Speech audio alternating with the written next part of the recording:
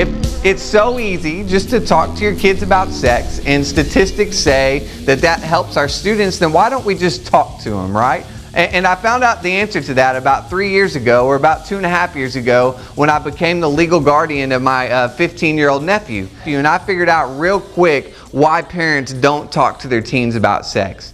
It's awkward. You don't drive down the road and say, okay, so how was practice today? It was good. Great. All right. So pornography. Not a good thing, right? I mean, it's awkward. I thought this was a great conference.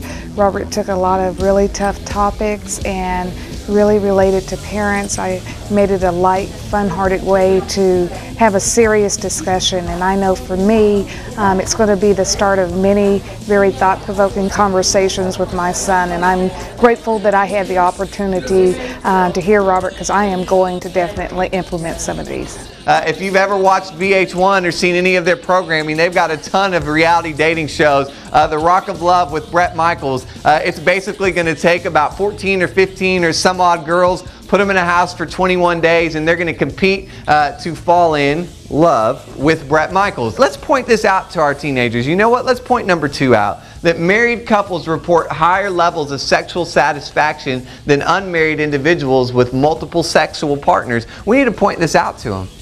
Well, I just want to say this was a phenomenal parent program, and I took so many notes. It was so organized, and I got it. This is from Kanye West. If you're not familiar with him, he's a popular rapper. He definitely has the air of today's culture. He's also a professed believer, a professed Christian. He says, I like porno. I'm not going to hide the truth. I could stay in for a good 2 days with my stash. Can you love porn and be a good Christian? If you're a normal person, then you have needs. So this was Kanye's quote. Nowhere in the Bible do we find Jesus say that we're supposed to abstain from sex until we're married. Cue the weird looks. Jesus' standard in the scripture, he doesn't say abstain from sex until you're married. That's what we teach. But Jesus, if you think about what he said in Matthew, he said, you've heard it said before that you're not supposed to have sex with another man's wife. But I say that if you look at a woman lustfully, then you've committed adultery in your heart. Or sometimes we've set the bar at a place that Jesus didn't set the bar.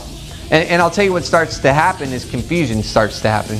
Because our students start to think that God's standard of sexual purity is as long as I don't have intercourse. It's not what he said. He said it starts up here. He says the things that you look at, they do affect you.